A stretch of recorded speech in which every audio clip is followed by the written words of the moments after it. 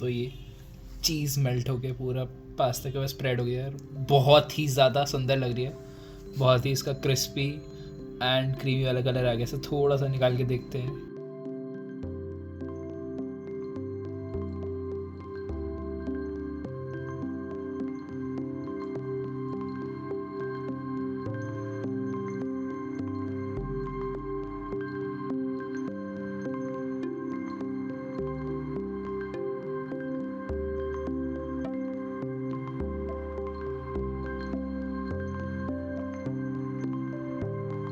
Welcome to our channel. आज मैं एक 1 पॉट पास्ता बना रहा हूँ, तो let's start. These are some capsicums.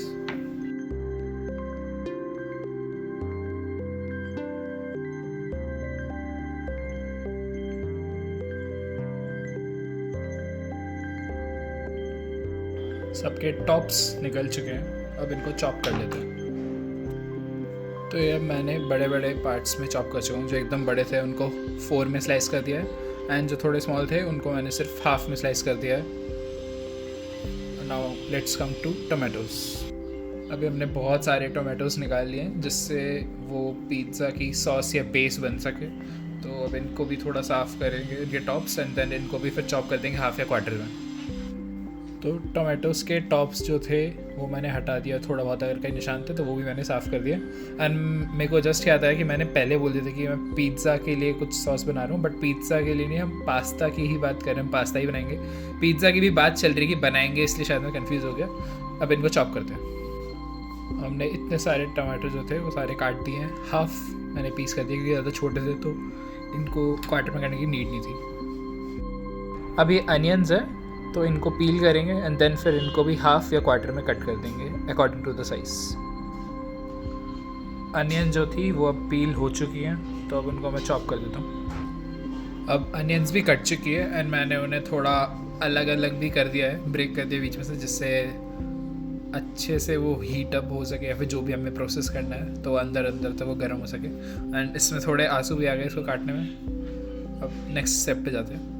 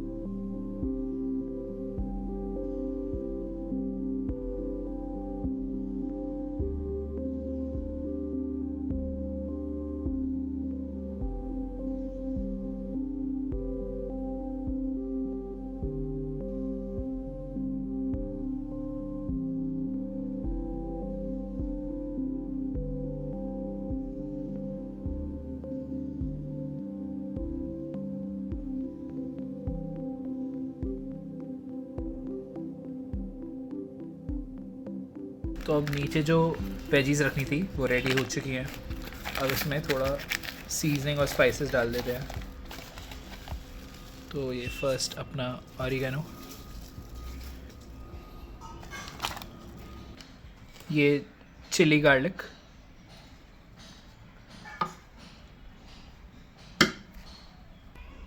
अब चिली फ्लेक्स,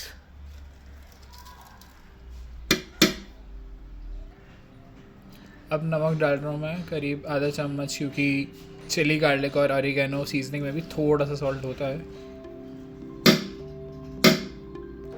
अब इसमें ऑयल डाल रहे हैं।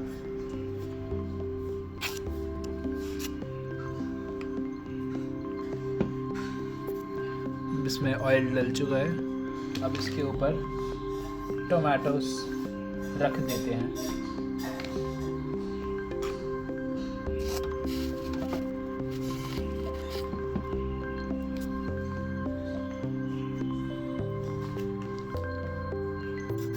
अब इसको कुक करते हैं एयर फ्राई में।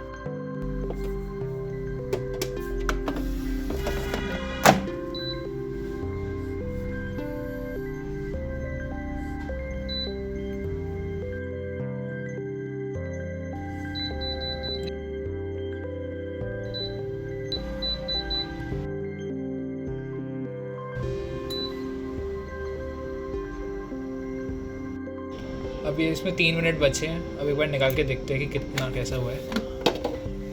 ओके, तो ये टोमेटोज़ काफ़ी अच्छे से हो गए हैं, बट मेरे को लग रहा है शायद नीचे वाले नहीं होंगे, तो इसलिए मैं हटा के अब शायद उनको भी कुक करूँगा। तो बस इसे हटा लेता हूँ मैं।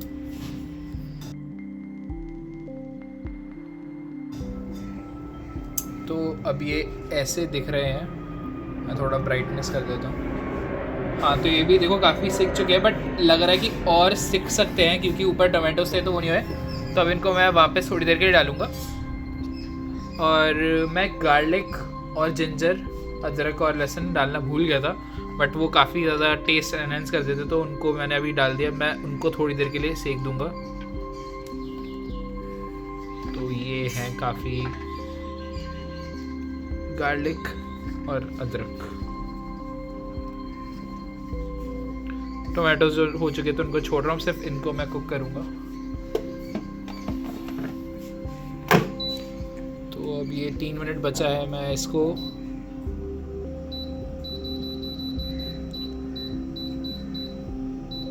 अराउंड 15 मिनट्स मोर कर देता हूँ। तो अब इसके 45 मिनट्स टोटल हमने जो कुक करता है ये हो चुके कंप्लीट। तो अब चेक करते हैं।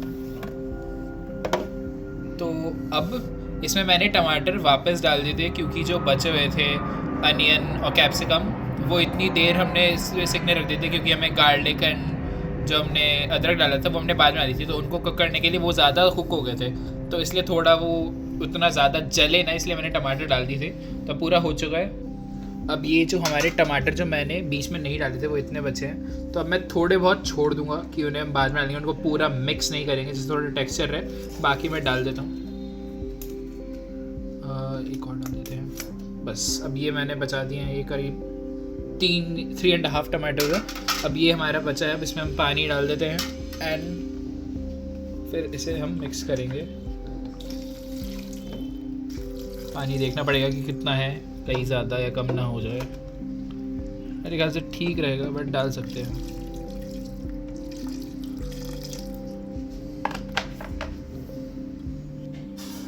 तो ये हमने इसमें दही डाल दिया है, पानी भी आ चुका है। अब इसको हम ब्लेंड करेंगे। तो अभी ब्लेंड कर रहे हैं।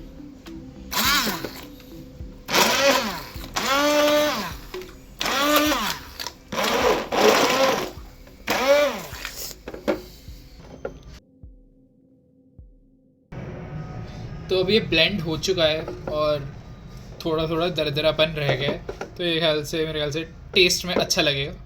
अब नेक्स्ट स्टेप पे जाते हैं। अब पास्ता डाल रहे हैं।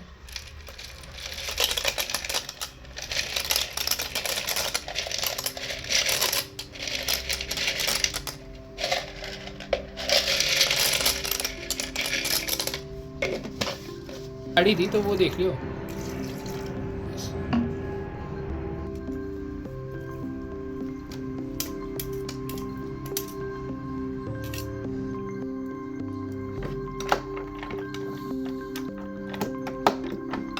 जो थोड़े टमाटोस जो हमने होल डाले थे उनको बस थोड़ा मैश कर दिया और बाकी इसे पूरा मिक्स कर दिया।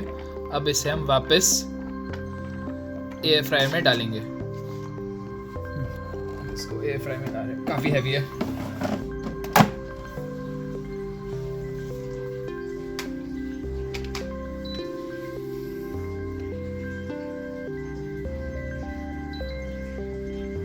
टेम्परेचर 200 मिनट 18 कर देते हैं।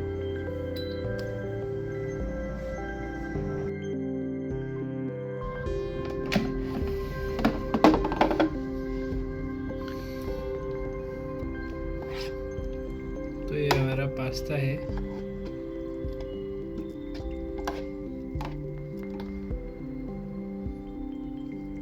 ऊपर से काफ़ी अच्छा आ चुका है, देख लेते एक बार। ये सॉफ्ट हो चुके हैं, बट अभी ऐसा लग रहा है कि और सॉफ्ट हो सकते थे।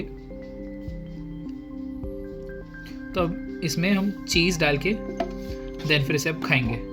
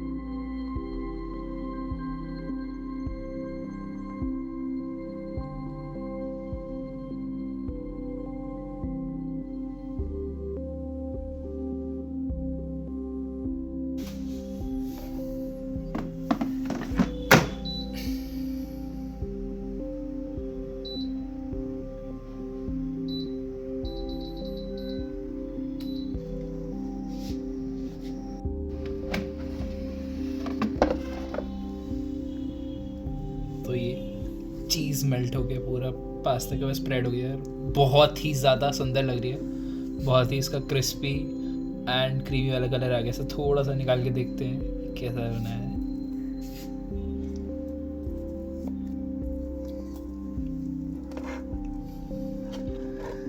तो ये दिख रहा है कि कैसे चीज़ उस पास्ता के ऊपर एकदम अलग सा गया, बहुत ही सुंदर लग रहा है। अब इसे प्लेट पे सर्व करते हैं।